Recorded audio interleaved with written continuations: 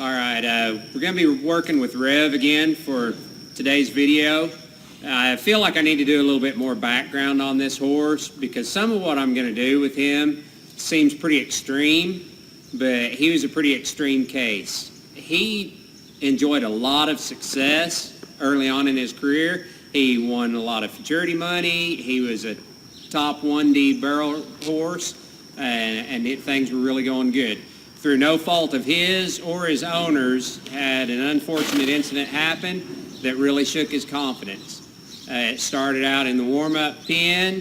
He started getting a little flighty, and then it got to where he got dangerous. And then it advanced into the arena, and she never knew what he was going to do other than he wasn't going to work. He would do anything you could imagine other than go out there and do what he was supposed to do.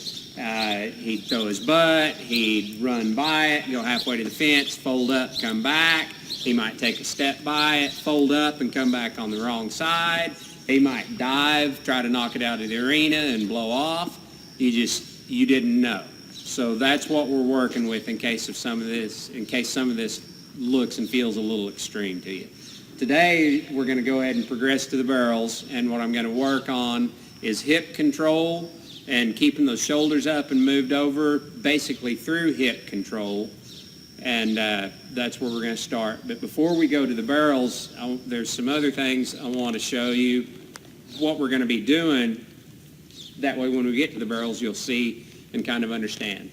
This guy, I've probably done as much backing up on him as we have going forward. And when I want him to back up, I want it to do it two different ways. I want to be able to pick this front end up and really move him over and get him light in that front end and really have him moving over. That's one way. I want him to be able to do that both directions.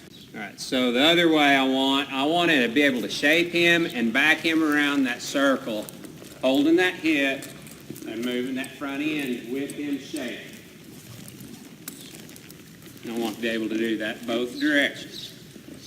We've got it that direction. We've got it this direction. There's two reasons I want to do this. One is to lighten him up in the front end and get him on his hind end.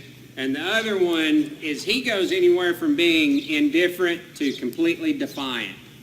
So if I can get him on his butt and moving backwards, when I release him, the first thing he wants to do is move forward.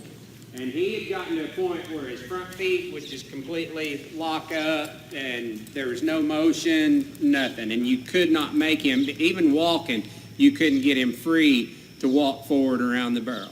So backing him up kind of works on his mind a little bit. And then when I release him, I want to release him and have him walk around as softly and quietly with as much forward motion as you can. A lot of what I do involves one barrel, and for me, especially on a horse like this, who gets way ahead of himself and way ahead of his rider, that narrows it down where he has a focus, and his one focus is right here at this barrel. So this is pretty much where I want, when I approach this barrel, this is where I want to stop him.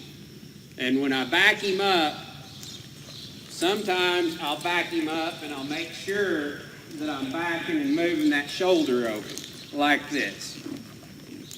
Then when I release him, I want this barrel back here behind my leg and at his hip where there's nothing hindering those front feet where he can move forward.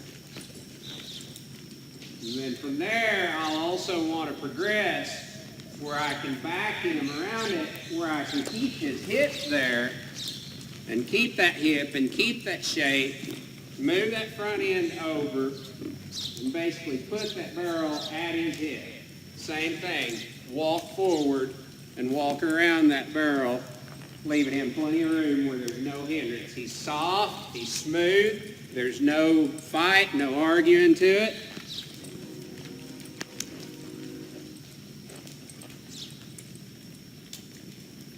Now I'm going to go ahead and progress and show you, I approach it, but when I'm doing this, I'll approach it from any direction and from any distance. I I want him to zero in and focus on his spot every time. It doesn't matter what part of the arena we're coming from. At home, I've got wide open space where I can approach any barrel from anywhere. And I'll do the best I can here with what we've got today.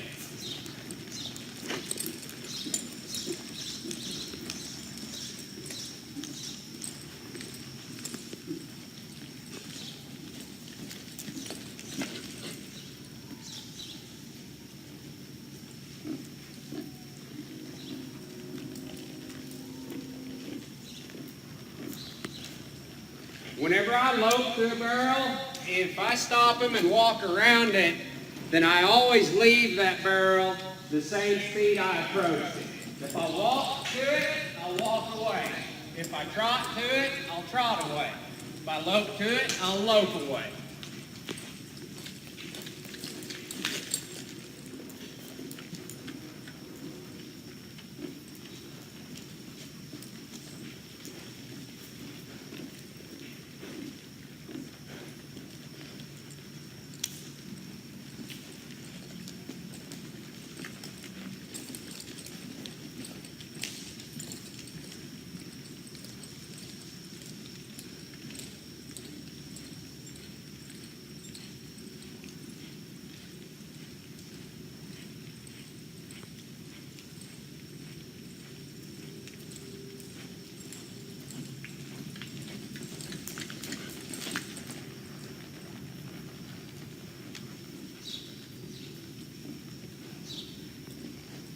He's doing pretty good today. He's pretty willing.